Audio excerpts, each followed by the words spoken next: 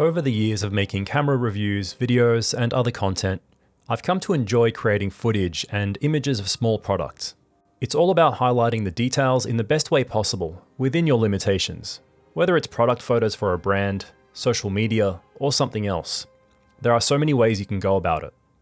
Recently, Nick and I got together for a little shoot using his Rolleiflex as the main prop. We showed some ways to approach things in a non-studio environment. You'll get an idea about using artificial light in cramped spaces, and tips for improvising with what you might already have.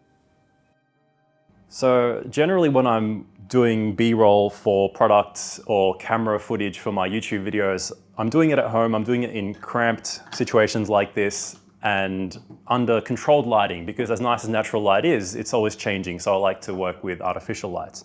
And as I would have maybe mentioned, Nick is here today. And Nick has become somewhat of a video expert since you've probably last seen him on the channel years ago. So I'm deferring to his expertise and his amazing skills with the black magic for the video footage. Normally I'd just be using something a little bit low key like my Canon R6 that I'm filming on now. But tell us about what you're shooting with for the video stuff today with the black magic. So 2 lights only, even trying with just 1 light and see if we can get away with getting some nice footage. Basically the workflow right now is like we shoot the whole plate and then we move on towards close-ups. So generally when it comes to this kind of stuff, I like to shoot backlight. So right now if you notice the light positioning, it's straight in onto the set, although it's probably, I'm lifting it up slightly higher just because I want more coverage.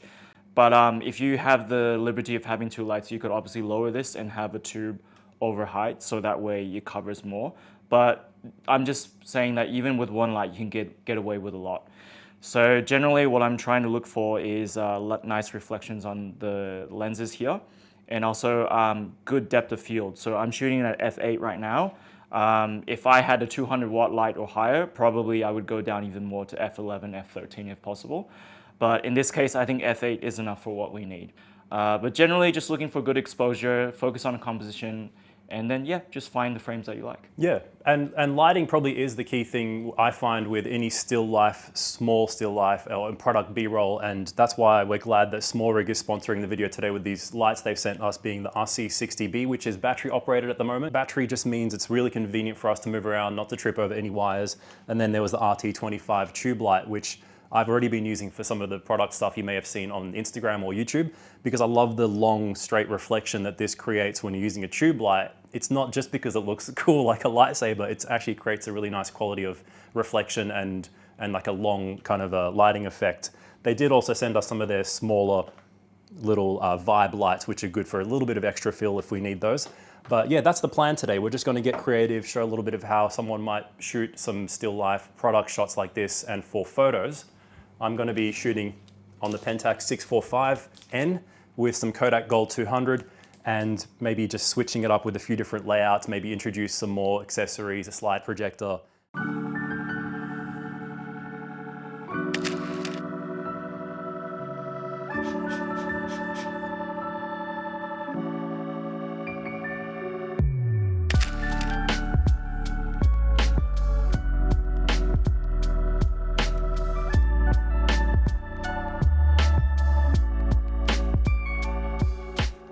Yeah. One more try. Yeah. Sick. Yeah, so light to dark. Like a more horizontal plane, and I do some sliding. Yeah, Yeah, absolutely. I think that. And then you kind of get like a little panorama. Yeah, exactly. All the little bits.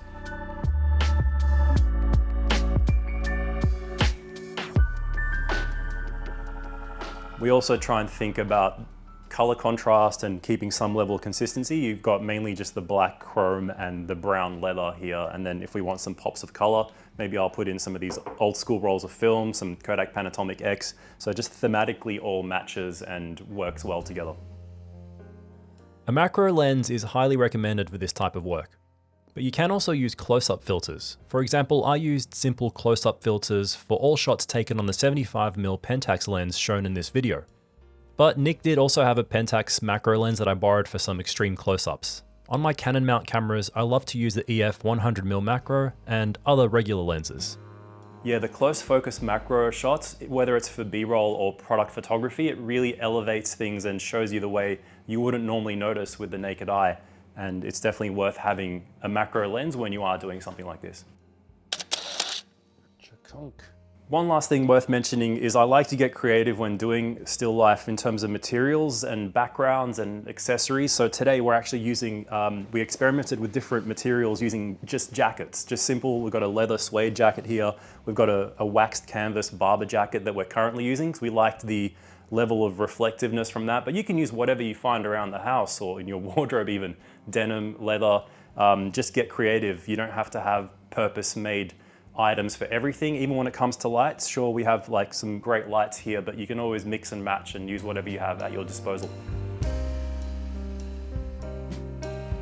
And we're shooting with a Nikon 58mm. I love how you say Nikon the American way, Nikon. Nikon, yeah. Because you lived in Ohio, right? Yeah, Japan is like Nikon. Nikon. Nikon.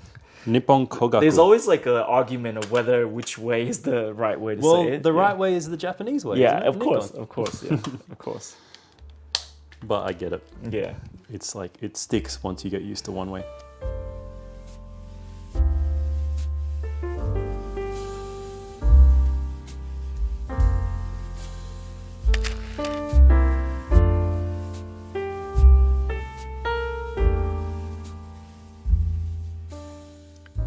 Okay, let's end the demonstration there and go over some key takeaways from the shoot.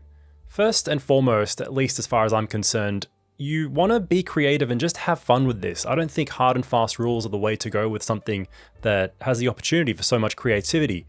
So take advantage of that and just experiment with different objects, accessories, backgrounds, lighting, and yeah, just have fun with it. But with that out of the way, I think there are a few guidelines that are worth following. First of all, when it comes to lighting, artificial lighting like what we were doing, you can get away with one single light, similar to maybe what I just have here lighting me in this video, and do plenty with just that. You can even bounce it with some kind of reflector or bounce card or a piece of paper. Again, get creative. But then once you introduce extra lights, like a second or even third for fill, that's when you can step things up even more with that creativity and use that fill light to fill in the shadows and shape the object a little bit more. Next, I touched on the importance of having a macro lens or at least some kind of close-up filters. I feel like for product photography, this is where it really comes in essential to be able to get up close and bring out those fine details in whatever it is you're trying to photograph, whether it's something you're doing for a brand, jewelry, at a wedding, anything like that that involves small products, watches.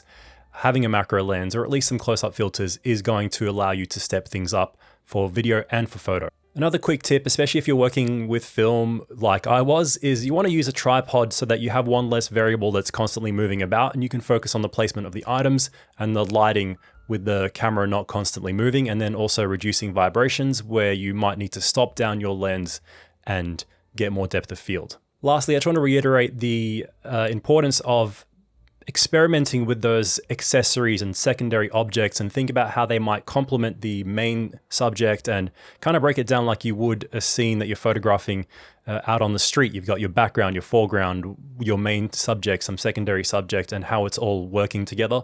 It can get tedious, but then, and I'm not the best at it either, but I think there is some level of importance with thinking about the objects as if it was a set on a stage. If you have any specific questions, this is something new that I'm doing on the channel, so just drop it in the comments if you want something breaking down particular parts of lighting or product photography or video, B-roll, whatever it might be. Just leave it in the comments. Next, I just thought I'd go over the Smallrig lights that we used a little bit more. So obviously this video was sponsored by Smallrig through their providing us these lights to use to integrate into this video. I wasn't paid by them outside of that, but I did receive these lights in exchange for featuring them. So just keep that in mind. Obviously with someone like me doing YouTube receiving these lights and not paying for them, there is going to be some intrinsic bias involved, but I always try and be as honest as I can, so just take that as you wish, do your own research with anything, but I'll just give you a quick breakdown of my overall experience with these lights. First of all, the tube light. This is something I've enjoyed using even before this, just to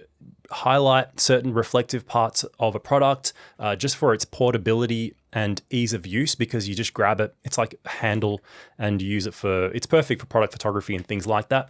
you can find a lot more use for it, putting it in the background of a YouTube video, whatever else. You can use it for even portraits or modeling with the barn doors and the curved facing on there. You get a fairly wide spread, and of course full control over RGB colors. It's good CRI rendering.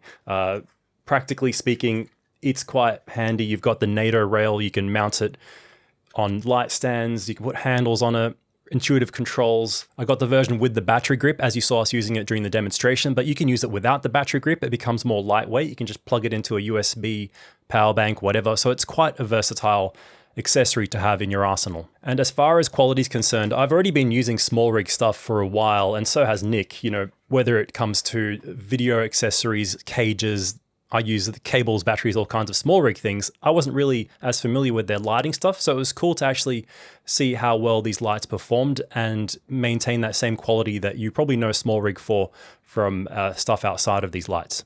But yeah, moving on to the main light we used during the shoot, this was the Smallrig RC60B, which is a really compact COB style light. We have the reflector on it right now. During the shoot, we were using the softbox with either just the diffuser or the grid, which came in the package that I got. You can attach just a regular handle. You've got the other column for putting it on a light stand with the ability to tilt it. It's actually quite versatile. So again, there's a lot more use for it outside of the way we showed in this video.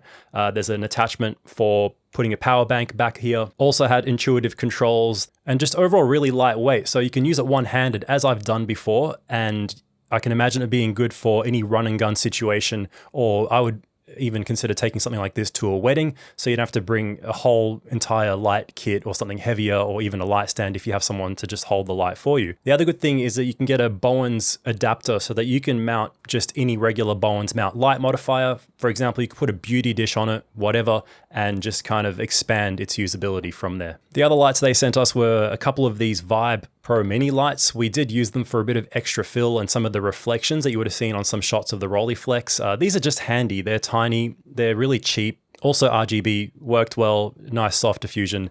And yeah, overall, I didn't have much to criticize about these lights. I think the value for money is quite good. And the one thing maybe I could think of is that it would have been nice, maybe if there was some wireless app control. That's something I have seen on some other brand lights. Not that I would have necessarily used it or would use it in most situations, but it could just be a feature that might be handy if you're watching, if you tend to want to have everything rigged up semi-permanently, you know, up on a light stand and just be able to pull the phone app out, change the color temperature and things like that. But that's all I could really think of. So yeah, the RC60, I think Nick's going to keep this one. He'll probably get more use out of that. I'll probably keep the tube light. And yeah, I'm thankful to Smallrig for reaching out and offering to send us some of their lights. It was great to use them. We'll continue to use them and hopefully do more stuff with Smallrig in the future. There's a lot in their range that I wasn't even aware of. And they're a brand that I've been using, like I said, and have trusted for a while. So feel free to check them out. I'll put a couple of links in the description to either of these items if you want to read further. But yeah, I hope you enjoyed this little demonstration of product and still life photo, video stuff. Let me know again if there's anything you want to see related to this or even outside of this. Thanks for watching, and I'll see you in the next video.